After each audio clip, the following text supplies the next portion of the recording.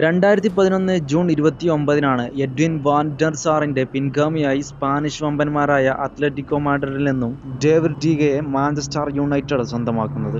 20 വയസ്സുകാരനെ ടീമിന്റെ പ്രധാന goal കീപ്പറായി sir Alex Ferguson കൊണ്ടുവരുമ്പോൾ ആരാധകർക്ക് പോലും ചെറിയൊരു നെഞ്ചിടിപ്പുണ്ടായിരുന്നു. 2001-ൽ 32.6 മില്യൺ പൗണ്ട് വിലയിട്ട ജിയാലുൻഗി ബൂഫണിന് ശേഷം ഏറ്റവും വിലയേറിയ രണ്ടാമത്തെ ഗോൾ കീപ്പറായി ടീമിലെത്തിയ ഡീഗയുടെ ആദ്യ നാളുകൾ അത്രയ്ക്ക് സുഖമുണ്ടായിരുന്നില്ല. എന്നാൽ വളരെ പെട്ടെന്നാണ് അയാൾ ടീമിന്റെ അവിഭാജ്യ ഘടകമായി മാറിയത്. ഷോട്ട് സ്റ്റോപ്പിംഗിൽ അയാളുടെ മികവ് പ്രശംസനീയമാണ്. അതിവേഗ റിഫ്ലക്സുകൾ, എക്കാലവും ഓർത്തിരിക്കുന്ന വിധമുള്ള സേവുകൾ. എന്നിരുന്നാലും പ്രധാന ടൂർണമെന്റുകളിൽ അബദ്ധങ്ങൾ കൈവന്നത് അയാളുടെ കരിയറിൽ കറുത്തപാടായി എന്നും നിലനിൽക്കുകയും ചെയ്യും.